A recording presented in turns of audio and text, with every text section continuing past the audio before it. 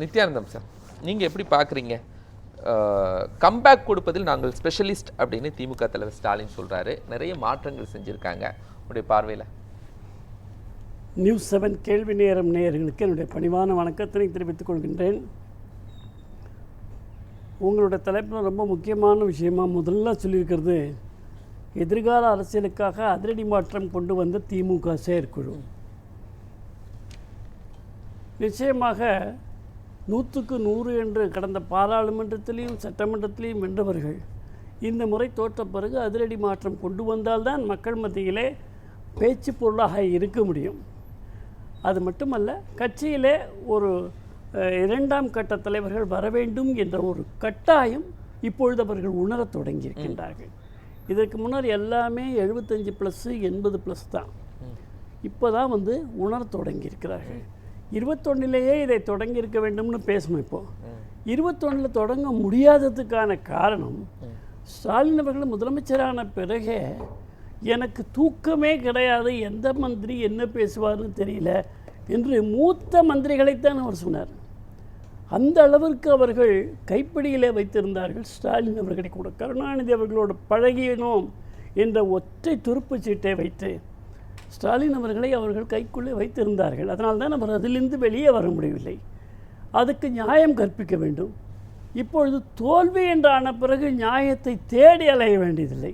ஆனால் அவர்களால் தானே கம்பேக் கொடுத்தாங்க. யாரு? திரு கருணாநிதி அவர்களோடு பயணித்த அந்த தலைவர்கள் மூலமாக தானே 2021 கம்பேக் கொடுக்க முடிஞ்சது. 10 வருட அதிமுக ஆட்சிக்கு பிறகு. என்னோட புரிதல் கம்பேக்னா not going back, no turning back. Once you start forwarding you should not turn back.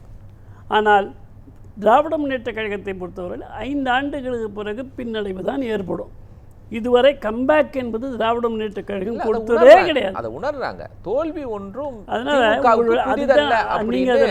திமுக தலைவர் சொல்றாரு. நீங்க அது 2வது விஷயமா சொல்லிருக்கீங்க. நான் முதல் விஷயத்தை நான் முடிச்சுட்டு அதை கெடுக்கலாம் தான் இருந்தேன். இப்போ 2வது நீங்க என்ன சொல்றீங்க? கம்பேக் கொடுப்பதில் நாம் ஸ்பெஷலிஸ்ட் என கூறும் திமுக தலைவர் ஸ்டாலின் அப்படின்னு போட்டிருக்கு. அப்போ கம்பேக் கொடுக்கறதுல ஸ்பெஷலிஸ்ட்னு சொன்னால், ஜெயலலிதா அம்மையார் படுக்கையில் இருந்தபோது கூட வெற்றி பெறுறாங்க. 2 முறை வெற்றி பெறுறாங்க. 10 வருஷம் அவங்க தோற்று போயிடுவான்னு எல்லா கருத்து கணிப்பும் சொல்லுது. அதை மீறி அவர்கள் வெற்றி பெறுகிறார்கள் கடைசி 10 ஆண்டுகள். அப்போ அதுக்கு பேர் கம்பேக். 5 ஆண்டுகளுக்கு பிறகு தங்களுடைய ஆட்சியை நிலைநிறுத்தி கொள்ள முடியவில்லை என்று சொல்கின்ற பொழுது ஸ்டாலின் அவர்கள் கம்பேக் ஸ்பெஷலிஸ்ட் என்று சொல்வதற்கான அவசியம் எங்கிருந்து வந்தது? அது எந்த அளவிற்கு நியாயமானது என்பதை நாம் சிந்தித்து பார்க்க வேண்டும். ஏதோ மக்களுக்காக ஒரு மக்களுடைய மறதி, நாம் கம்பேக் என்று சொன்ன உடனே இப்போ திமுக மீண்டும் வந்துவிட்டது என்பதாக சொல்லுகிறோம். 50 இடங்களை பிடித்திருக்கிறார்கள். 59. கடந்த முறை எடப்பாடி அவர்கள் தலைமையிலே அந்த கூட்டணி 65 இடங்கள் 75 இடங்கள் கூட்டணியோடு பெற்றது. அதைவிட கூடுதலாக எதிர்க்கட்சி பெறவில்லை, குறைவாகத்தான் பெற்று, ஆளுங்கட்சியாக இருந்து குறைவாகத்தான் பெற்றிருக்கிறார்கள். எனவே இது ஒரு பெரிய சாதனை என்று சொல்ல மாட்டேன். இப்போ இளைஞர்களை புகுத்துவதற்கான பெரிய அணுகுமுறை இப்பொழுது தேவைப்படுகிறது அப்படின்னு நம்ம நினைக்கிறோம். அப்போ என்ன பண்ணுறாங்க? மாவட்டத்தை எல்லாம் சிறிதாக்குறாங்க. மாவட்டத்தை எல்லாம் எண்ணிக்கையை விரிவுபடுத்துகிறார்கள். 78 மாவட்டம் இருந்ததை 110 விரிவுபடுத்துகிறாங்க. விரிவுபடுத்தி 2 தொகுதிக்கு ஒரு மாவட்ட செயலாளர். இளைஞர்களாக இருக்க வேண்டும் என்பதற்காக இதையெல்லாம் புதுமை படைக்கிறோம் என்று சொல்கின்ற பொழுது, அந்த மாவட்ட செயலாளருடைய வயது அதிகபட்சம் என்று எடுத்தால் 70 வயது என்று சொல்லியிருக்கிறார்கள். 3 முறை ஒரு மாவட்ட செயலாளராக தொடரலாம். அப்போ 80 வந்துடுறாரு. 70லேருந்து 80 தான் அங்கே ஆள போகுது. அப்போ எப்படி இளைஞர்கள் அங்கே இருக்க போகிறாங்க? அதனால் மாவட்ட செயலாளர் தான் அங்கே ஒரு அமைச்சருக்கும் மேலான தகுதி உள்ள ஒரு பதவி. அந்த பதவிக்கு 70+, 3 முறை இன்னும் இருக்கலாம். அப்படிங்கிற போது அது இளமையை புகுத்துவதாக தெரியவில்லை. அவர்கள் கீழ்தான் மற்றவர்களெல்லாம் வேலை செய்து ஆக வேண்டும், அந்த அறிவில் இருக்குது. அதை தவிர இதில் ஒரு ஒன்றிய செயலாளர்கள், நகர செயலாளர்கள், அவங்களுக்கெல்லாம் 60 வயசு 60 வயசு போட்டிருக்காங்க அனுபவத்துக்காக. ஆமாம். பேரூர் அதுக்கப்புறம் வட்டாட்சி இதுக்கெல்லாம் வந்து செயலாளராக 50 வயசு போட்டிருக்காங்க. அதுக்கப்புறம் கிளை செயலாளர்கள் 45 வயசு போட்டிருக்காங்க. இதெல்லாம் கரெக்ட் தான், இதெல்லாம் வந்து இளமை தான். இந்த இளமை எப்போ செயல்படும், யார் கீழே செயல்படும்? முதுமை கீழே செயல்படும். பதவியில் இருந்தால் தான் அவங்க வழிகாட்டுவாங்களா ஒரு கட்சிக்கு? கொள்கை வழிகாட்டாதா?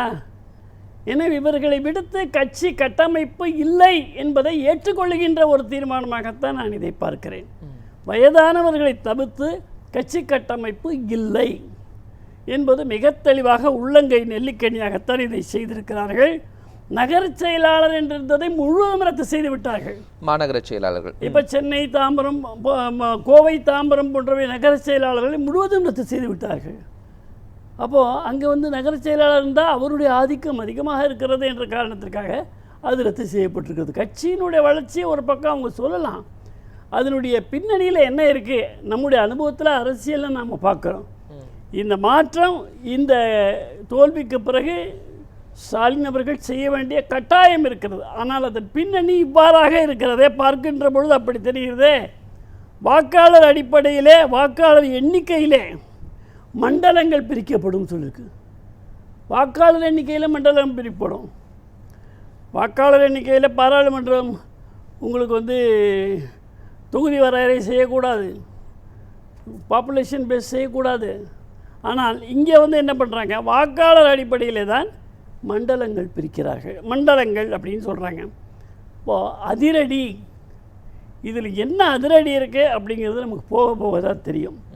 இவர்கள் சுதந்திரமாக செயல்படுவார்களா இந்த இளைஞர்கள், அல்லது 70 கூட்டல் இருக்கக்கூடியவர்களுடைய ஆதிக்கத்தில் இந்த கட்சி மீண்டும் ஒரே பழைய கல்லையே புதிய முந்தையிலே கொடுத்திருக்கிறார்களா என்பது நாம் கட்சியின் நடவடிக்கைகளை பார்த்து நாம் தெரிந்து கொள்ளலாம். எனவே இப்பொழுது நமக்கு எழக்கூடிய சந்தேகங்களைத்தான் நான் இப்பொழுது சொல்லியிருக்கிறோம். திராவிட முன்னேற்ற கழகத்தினுடைய இந்த மாதிரியான விஷயங்கள் இதான் முக்கியமான தீர்மானங்களாக இல்லை. புதிய பதவிகள் உருவாக்கப்படும், அதான் நான் சொன்னேன். இப்போ இதெல்லாம் புதிய பதவிகள் தானே. இதுக்கு மேலே 70 வயதை கடந்திருக்கக்கூடிய மூத்த இப்போ முன்னாள் அமைச்சர்களாக இருக்கிறாங்க, தொடர்ந்து மாவட்ட செயலாளராக இருக்கிறவங்க இருக்காங்க, அவங்கெல்லாம் 70 வயதை கடந்தவர்களுக்கு புதிய பதவிகள் உருவாக்கப்படும் அப்படின்னு ஏதாவது புதிய பதவி கொடுக்கப்படும்னு சொன்னால் ஒரு எதிர்கட்சியாக இருந்துட்டு ஒரு எந்த மாதிரி பதவி கொடுக்க முடியும் எனக்கு தெரியல. கட்சியில் தான் பதவி கொடுக்க முடியும். கட்சியில் தான் எல்லாத்தையும் பிரித்து விட்டாச்சு. இப்போது யார் யாருக்கு எத்தனை வயசு இருக்கணும், எந்த வயசுக்குள்ளே இருக்கவங்களுக்கு என்ன பதவி இருக்கும்னு சொல்லியாச்சு.